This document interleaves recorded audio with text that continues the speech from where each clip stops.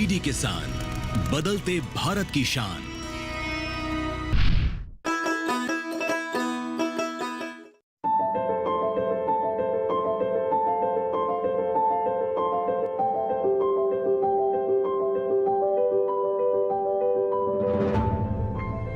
DD किसान यात्रा का कारवां आज आप पहुंचा है दिल्ली से करीब 59 किलोमीटर दूर फरीदाबाद के मिर्जापुर गांव। राष्ट्रीय राजधानी क्षेत्र के मिर्जापुर गांव पहुंचने में हमें ज्यादा मुश्किल नहीं हुई। वजह है ये चमचमाती साफ चिकनी सड़कें। महज 1 घंटे के सफर के बाद हमारी टीम मिर्जापुर गांव में दाखिल हुई। गांव का कितना हुआ विकास, किसानों की कितनी बदली जिंदगी, क्या धरातल पर पहुंच पा रही हैं सरकार की योजनाएं, कृषि विकास को लेकर क्या कहते हैं अन्नदाता, हमेशा की तरह आज के इस अंक में भी गांव किसान के विकास को लेकर हर पहलू पर हम बात करेंगे।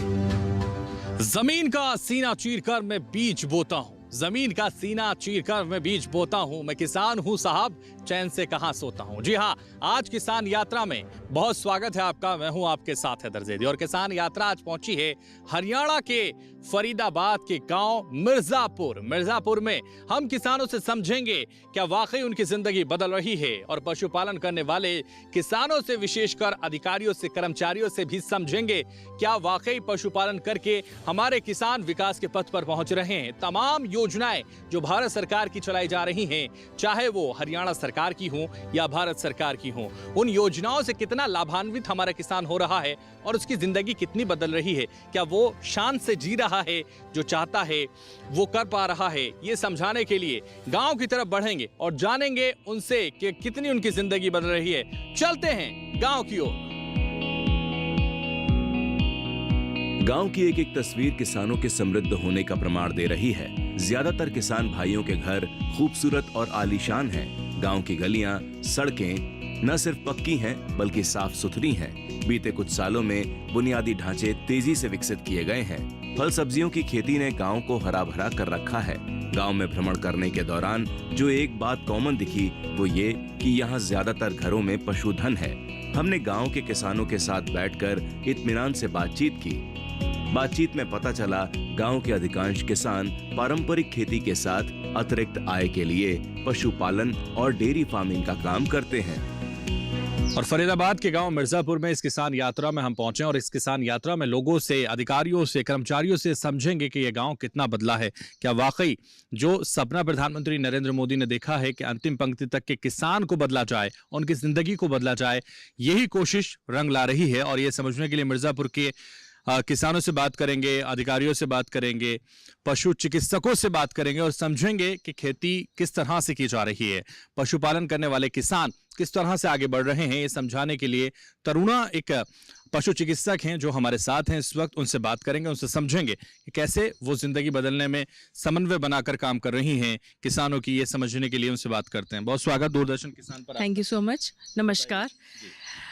देखिए, अभी जो सरकार की स्कीमें चलाई गई हैं, मैं आपको पशुपालन विभाग से रिलेटेड स्कीम्स बताऊंगी जो हमने 2014 के बाद जो बहुत ही युद्ध स्तर पे चलाई गई हैं। पहली स्कीम जो सबसे बेहतरीन स्कीम है वो है पशुओं के लिए बीमा योजना।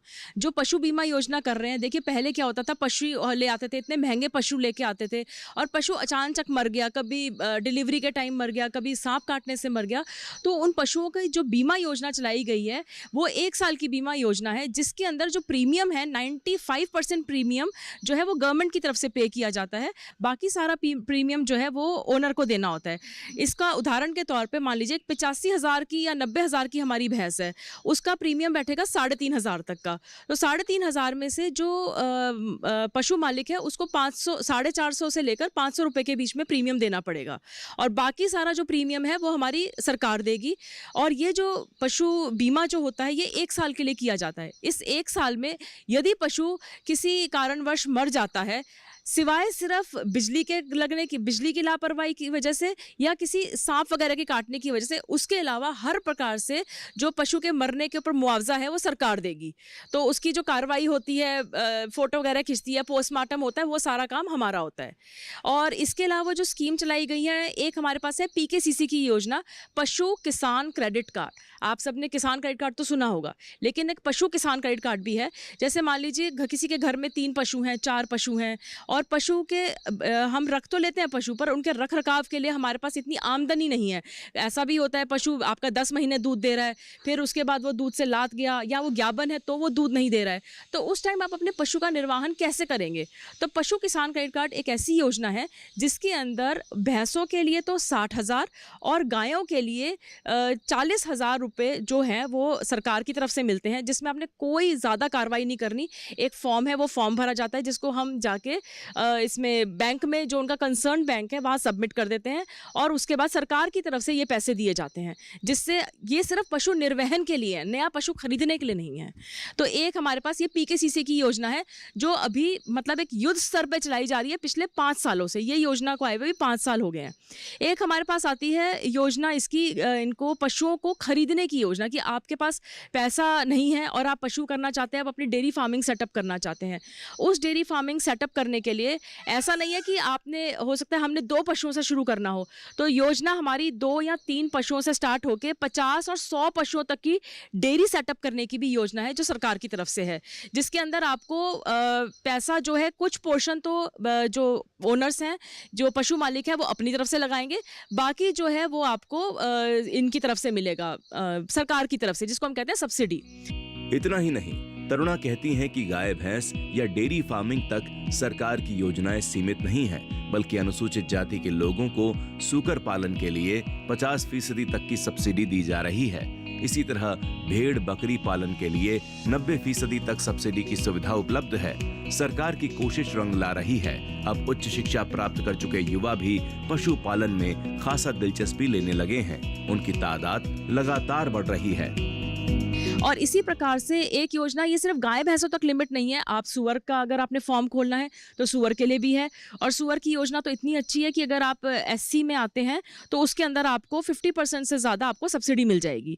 इसी तरह से भेड़ बकरी की योजना है, अगर आप भेड़ बकरी ले रहे हैं तो उसके अंदर SC SP, मतलब जो हमारे पास SC जाति के लोग हैं, उनके लिए हमारे पास 90% सब्सिडी है। मान लीजिए आपको हम 15+1 उनका ले रहे हैं, 15 तो आपकी मादा होगी और एक मेल हो गया, तो इसके ऊपर 99,000 कुछ हमारे को जो लोन अमाउंट बनता है, और उसमें से आपको सिर्फ 8,000 जो है अपनी जेब से लगाने हैं, बाकी सारा पैसा जो है वो सरकार देगी सब्सिडी के तौर पे, जो आपको बाद में उसको बैंक को वापस भी नहीं करना है। जो वापस करना है वो सिर्फ 8,000 के ऊपर जो ब्याज लगेगा वो देना है आपने। तो तरुणा जी, जिस तरह से आप बता रहे हैं कि ये तमाम योजनाएं हैं जो काम कर रही हैं और जो जमीन पर उतारी जा रही हैं, लेकिन अगर हम बात करें, क्योंकि कहा यह जा रहा है कि जो खेती कर रहे हैं वो तो आगे बढ़ रहे हैं, लेकिन पशुपालन से किस तरह से आगे बढ़ रहे हैं और किस तरह से तेजी के साथ वो विकास के पथ पर पहुंच रहे हैं, ये समझाने के लिए जरा हमारे उन किसानों को बताइए, उन युवाओं को बताइए जो पशुपालन से दूर जा रहे हैं। देखिए, आज की डेट में मैं आपको एक बहुत बड़े वास्तविक सत्य से अवगत करवाना चाहूँगी। जो हमारे गांव के युवा हैं ना, वो तो जा रहे हैं दूर पशुपालन से, लेकिन जो IIM से निकल के जो युवा आ रहे हैं, वो क्या कर रहे हैं, वो इस पशुपालन की जो स्कीम्स को इतना फ़ायदा उठा रहे हैं इनका, और उनकी जो डेयरीज वो सेटअप कर रहे हैं। हमारा जो आज का गांव का यूथ है, वो जबकि वो ग्राउंड रियलिटीज़ को जानता है, उसको ये पता है कि कब हमने सानी करनी है, कब मेरी भैंस ब्याएगी, कब वो जेर दे रही है, कब वो गर्मी में आ रही है, उसको जो बेसिक कंसेप्ट हैं वो गाँव के युवा को क्लियर है। पर गाँव का युवा जो है वो इस बिजनेस से दूर जाता जा रहा है, और जो हमारे शहर के बच्चे हैं, जो पढ़े लिखे बच्चे हैं, वो इस चीज़ को समझ रहे हैं कि भाई अगर हम डेयरी में अगर हम उत्पादन कर रहे हैं, डेयरी में हम कर रहे हैं, अगर अपना पैसा निवेश कर रहे हैं, तो और उनको तरीके भी पता हैं कि कैसे कर रहे हैं। जैसे कि इसका सबसे जीता ज़्यादा एग्जाम्पल है कंट्री डिलाइट। कंट्री डिलाइट जिन 3 बंदों के द्वारा शुरू किया वो गांव के बंदे नहीं हैं। लेकिन अगर मैं बार बार यही कहती हूँ, अगर हमारे गांव के जो युवा हैं अगर इस चीज़ में आ जाएं, अगर वो इसको, क्योंकि वो कर तो रहे हैं लेकिन वो बहुत छोटे स्तर पे कर रहे हैं, 10 भैंसों की डेयरी कर ली, 10 गायों की डेयरी कर ली, 5 की कर ली, कि जिनसे उनके घर का निर्वहन होता रहे। आसपास के फरीदाबाद के मिर्जापुर के आसपास का जो एरिया है वो सारा शहरी एरिया है। यहाँ पे नए नए बिल्डिंग्स बनी हुई हैं, हाई राइज बिल्डिंग्स हैं, तो जो दूध जा रहा है वो सारा गांव से ही जा रहा है। तरुणा आगे कहती हैं कि पशुपालकों को चाहिए स्थानीय पशुपालन विभाग, पशु चिकित्सा अस्पताल से संपर्क साधकर सरकार की लाभकारी योजनाओं को जाने समझें और उनका भरपूर लाभ उठाएं। तो हम समझना चाहते हैं कि कैसे वो इससे दूर ना भागें, इसमें अपनी दिलचस्पी को बढ़ाएं और इसमें ही वो आगे बढ़ें। देखिए इस संदेश आप दे दीजिए। इसमें हमारे पास देखिए मैं तो यही कहूँगी कि हर गांव में, हर 4-5 गांव के ऊपर एक हमारा वेटनरी हॉस्पिटल है। उसमें मेरे जैसे डॉक्टर्स बैठते हैं, हमारा नीचे स्टाफ होता है, ब्लॉक लेवल एक्सटेंशन ऑफिसर्स होते हैं, हमारे तरफ पे ट्रेनिंग्स लगाई जाती हैं। तो हम चाहते हैं कि आप इन ट्रेनिंग्स में पार्टिसिपेट करें, कॉन्टैक्ट करें। देखिए मेरे लिए मेरे अंडर 10 गाँव हैं, उन 10 गाँव में एक बंदे को जाके कांटेक्ट करना है, एक पशु चिकित्सक के बस की बात नहीं है। हम हालांकि हम कैंप्स लगाते हैं, कैंप्स में उनको बताते हैं कि आप आइए, हम आपको बताएंगे। तो इस तरह की जो डेयरी योजनाएं हैं वो हमसे अच्छी तरह से जान के और उसका लाभ उठा सकते हैं। कैसे जुड़े आपसे वो जरा बताइए। देखिए यहाँ तो मैं मिर्जापुर डेयरी जोन में मेरा हॉस्पिटल है, मैं वहाँ बैठती हूँ। मेरे पास किसी भी टाइम, और ऑलमोस्ट मुझे लगता है सबके पास मेरा नंबर भी है, तो मेरे पास कॉल करके आ सकते हैं। कभी भी किसी प्रकार की कोई असुविधा है, कोई किसी प्रकार की उनको इन्फॉर्मेशन चाहिए, हमारी साइट भी है इसकी, हरियाणा की पशुधन की, तो हरियाणा पशुधन के नाम से, उसके ऊपर सारी स्कीम्स अवेलेबल हैं, कितनी सब्सिडी मिल रही है, कितने टाइम पे शुरू हो रही हैं। आपके माध्यम से एक स्कीम और मैं बताना चाहूँगी गांव वालों को, कि जैसे हम किसी भी प्रकार की गाय या भैंस ले आते हैं, जैसे दोगुली गाय ले आए, हम भैंस भी मिक्स ले आए, अगर कोशिश कीजिए कि आप जो ब्रीड की गाय, मुर्रा नस्ल की गाय, साहिवाल नस्ल की गाय, हरियाणा नस्ल की गाय, गिर नस्ल की गाय, जो प्योर गाय है, भैंस है, वो लेके आइए। इनके दूध नापने पे भी सरकार ने बहुत अच्छा इनाम रखा हुआ है। और आपके सबके बीच में मौजूद जयवीर जी भी हैं, जिन्होंने 3 बार अपनी गाय भैंस की मिल्क रिकॉर्डिंग करवाई है और 1 बार गाय की करवाई है, और ये इनाम राशि भी ले चुके हैं।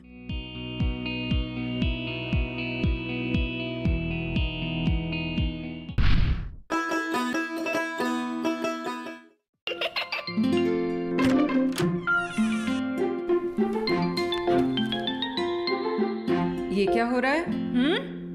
काशवी, इतने कम मार्क्स? काशू बेटा पढ़ा करो, पढ़ोगी नहीं तो आगे कैसे बढ़ोगी? मम्मा मैं भी तो आपसे यही कहना चाहती हूँ, पढ़ा करो। आप पढ़ोगे नहीं तो आगे कैसे बढ़ोगे? मतलब? वो देखो। सिर्फ बैक पर छपा ऑर्गेनिक नहीं, ऑर्गेनिक का निशान पहचानिए। पीजीएस ऑर्गेनिक का ये लो, उन किसानों की पहचान है जो आज भी परंपरागत विधि से रसायन मुक्त खेती कर आपके लिए शुद्ध फसल उपजा रहे हैं। अब समझे मम्मा, अगर मैं प्योर ऑर्गेनिक फूड नहीं खाऊंगी तो अच्छे मार्क्स कहाँ से लाऊंगी? अच्छा बच्चों, जैविक खेती की इस मुहिम को आगे बढ़ाइए, शुद्ध ऑर्गेनिक अपनाइए।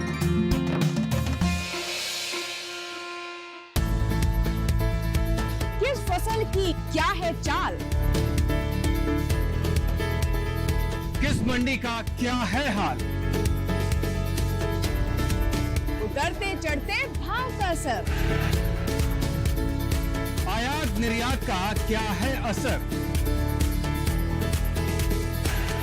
कैसा रहेगा आगे बाजार, बताएंगे मंडियों के जानकार। देखिए मंडी खबर सोमवार से शनिवार शाम 5 बजे सिर्फ दूरदर्शन किसान चैनल पर। फसल में कीट लगा हो या कोई बीमारी, पशुपालन में हो कोई दिक्कत या चाहिए कोई जानकारी, फोन उठाएं, नंबर मिलाएं और कहें हेलो किसान। हेलो किसान, हेलो किसान, हेलो किसान। सोमवार, बुधवार और शुक्रवार शाम 6 से 7 बजे सिर्फ डीडी किसान पर।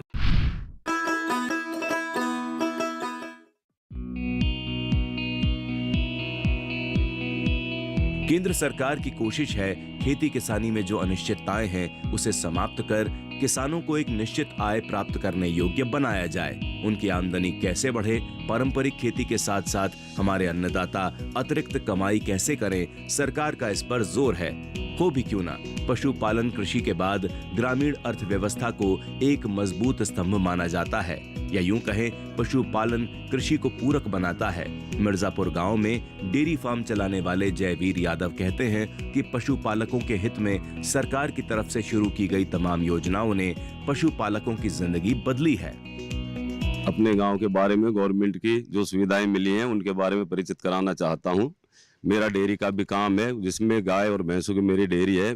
10-15 भैंस हैं उसमें और 5-6 गाय हैं। तो सरकार ने बहुत स्कीमें निकाली हैं डेयरियों के लिए, के नाम की योजना निकाली थी, जिसमें मेरी एक गाय और एक भैंस ने अच्छा इनाम प्राप्त किया है गवर्नमेंट से। और बीमा योजनाओं का लोग बहुत लाभ उठा रहे हैं। पहले पशु बीमार हो जाया करते थे तो कोई पैसा नहीं मिलता था, लोग प्राइवेट बीमा नहीं करा सकते थे।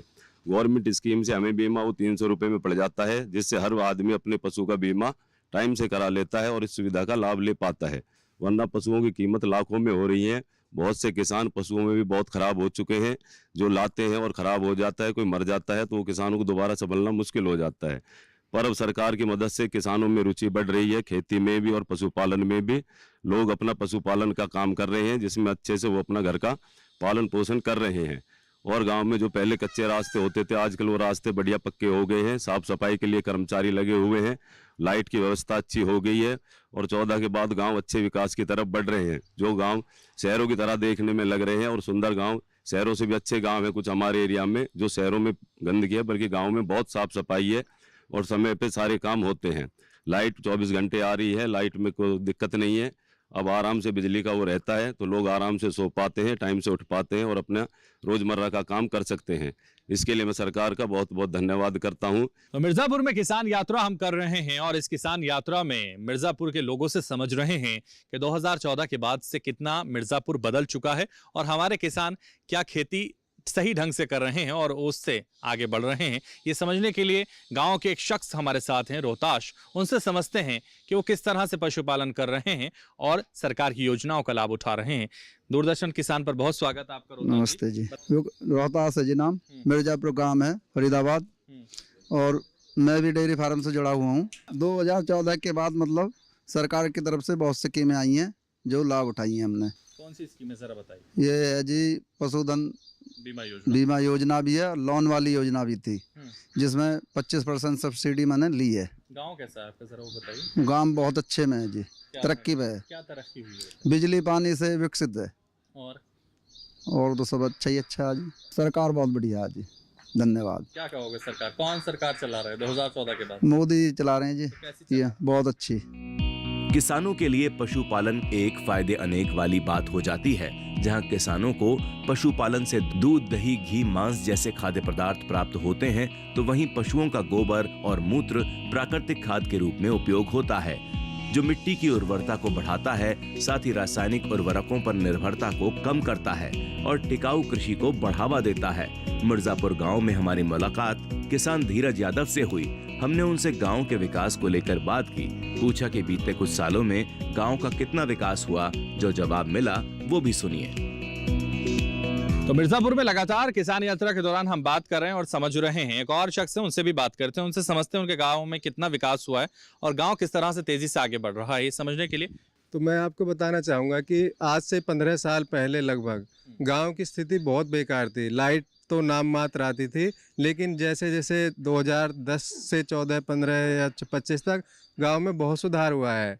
24 घंटे लाइट हो गई है और सैनिटेशन का बहुत अच्छा प्रबंध है। नाली वगैरह, सड़कें सारी कंप्लीट बनी हुई हैं और स्कीम भी आती रहती हैं सरकार की, जैसे पशुओं के बारे में, कृषि के बारे में। एडीओ साहब हैं, वो कृषि की स्कीम बताते रहते हैं। सब्सिडी आती रहती है, जैसे बीज पे, खाद पे, उसके बारे में पूरी जानकारी देते रहते हैं। जैसे मूंग पे आ गई, धान की तो वैसे सरकार मना करती है कि धान नहीं बोना चाहिए पानी की वजह से हमारे यहाँ पर, उसके बारे में प्रोत्साहन करती है। तो सरकार ने विकास की ओर काफ़ी ध्यान दिया है। पिछले 10 साल में हमारा गांव जो मिर्जापुर है, निर्मल ग्राम है, निर्मल ग्राम का पुरस्कार भी मिला है। लेकिन चारों तरफ डेवलपमेंट बहुत हो चुकी है, सेक्टर्स बन गए, शहरीकरण हो गया है। अब गांव ये गांव ना रह के शहर हो गया, नगर निगम में आ गया है। राष्ट्रीय राजधानी क्षेत्र होने की वजह से गाय भैंस के खुले दूध की भारी मांग बनी रहती है, जिसका पूरा फायदा गांव के पशुपालकों और डेयरी फार्म चलाने वालों को हो रहा है। यही वजह है कि पशुपालन विभाग राष्ट्रीय राजधानी क्षेत्र से सटे किसानों को पशुपालन के लिए प्रोत्साहित करता रहता है, ताकि वो आर्थिक रूप से समृद्ध और सशक्त हो सकें। विभाग के अधिकारी पशुओं की देखभाल, रखरखाव, उपचार जैसी तमाम सहूलियतें भी किसानों तक पहुंचा रहे हैं। तो देखिए, लगातार किसान यात्रा मिर्जापुर में हम कर रहे हैं और कुछ अधिकारी हमारे साथ हैं, कर्मचारी कुछ हमारे साथ हैं, उनसे भी जानते हैं कि ये गांव कितना बदला और कितने विकास के पथ पर हमारे किसान हैं, समझाने के लिए। हमारा जो काम है, जो सरकार की स्कीम्स आती हैं उनका लोगों तक पहुंचाना हमारा काम है, और वो हम टाइम टाइम पे लोगों को पहुंचा रहे हैं पूरे खंड के अंदर। जैसे कि हमारा बीमा योजना है, उसमें हम घर घर जाकर के स्कीम्स के बारे में बताते हैं और लोगों का बीमा करवाते हैं, जिनकी उनकी कोई क्षतिपूर्ति, कोई भगवान ना करे कोई पशु उनका मर जाता है तो इसलिए हम उनका इंश्योरेंस करवाते हैं। इसके अलावा जैसे कि भैंसों में मुर्रा नस्ल की जो भैंस होती है उनकी हम मिल्क कोटिंग कराते हैं, उनका इनाम हमारी सरकार देती है। और ऐसे ही हम गायों में साहिवाल नस्ल और प्योर देसी नस्ल की जो गाय हैं उनकी हम मिल्क कोटिंग कराते हैं। जो मालिक होता है उनको एक प्रोत्साहित राशि जो हम दिलवा देती है हमारी सरकार, उनको हम पहुंचाने का काम करते हैं। सरकार सिर्फ पशुपालन को बढ़ावा ही नहीं दे रही, बल्कि पशुपालकों को किसी भी तरह की कोई दिक्कत ना हो, इसका भी खासा ख्याल रख रही है। पशुपालन विभाग के अधिकारी, कर्मचारी पशुओं के पालन पोषण, उनके स्वास्थ्य, उत्पादकता को बढ़ाने, टीकाकरण, छोटी मोटी चोटों के लिए प्राथमिक उपचार जैसी हर मदद उन तक पहुंचाते हैं। जो हमारा काम है वो हमारा काम मोस्टली किसानों से संबंधित है, पशुओं से संबंधित है। हम उनको सरकार की जो स्कीम आती हैं टाइम टाइम पे, जैसे वैक्सीन हो गया या कोई योजना हो गई, उनके बारे में लोगों को अवगत कराते हैं। और हम कुछ वैक्सीनें हैं जिनसे पहले पशु बहुत ज़्यादा गंभीर हालत में मर जाते थे, जिनका कोई ट्रीटमेंट नहीं होता था, उन हम वैक्सीन को पशुओं को घर घर जाके निःशुल्क लगाते हैं।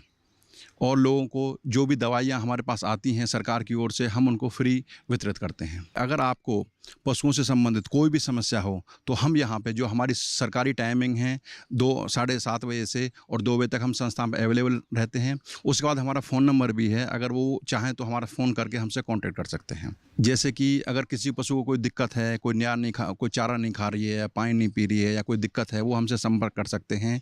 और खेती के साथ में देखो, जो किसान खेती करते हैं उनके पास चारे की दिक्कत नहीं होती है। उससे क्या है कि जो उनके पशु हैं, उनका 1 पशु 2 पशु चाहे तो वो उनसे काम चलता रहता है उनको जैसे चारा बेचना पड़ता है, लेकिन क्या है कि अगर वो चारा खुद अपने पशुओं को रखेंगे, रख रखाव में काम आएगा, उनका खर्चा कम पड़ेगा, उनकी लागत कम होगी, दूध आसानी से बिक जाएगा। हम इन सब स्कीमों के बारे में उनको बताते हैं। इस मौसम में हम चाहेंगे कि पशुओं को एक तो छाया में रखें, उनको सुबह शाम नहवाएं, दिन में नहीं नहलाएं।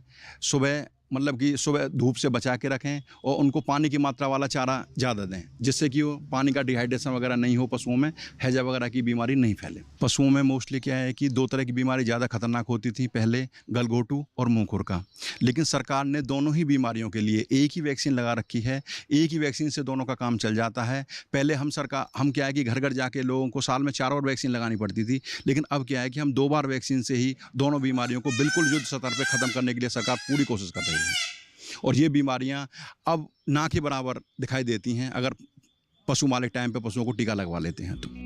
प्रधानमंत्री नरेंद्र मोदी के नेतृत्व वाली सरकार की कोशिश है कि पशुपालन का विस्तार कर कृषि विकास को गति प्रदान की जाए, जिससे ग्रामीण अर्थव्यवस्था सशक्त हो, टिकाऊ और समावेशी विकास को बढ़ावा मिल सके। तो मिर्जापुर गांव के किसानों, पशुपालकों से मिलने के बाद कहा जा सकता है, पशुपालन में हमारे किसान न सिर्फ दिलचस्पी ले रहे हैं, बल्कि इससे समृद्धि की सीढ़ियां भी चढ़ रहे हैं। बीते कुछ सालों में हुए गांव के विकास ने ग्रामीणों की जिंदगी को और बेहतर किया है।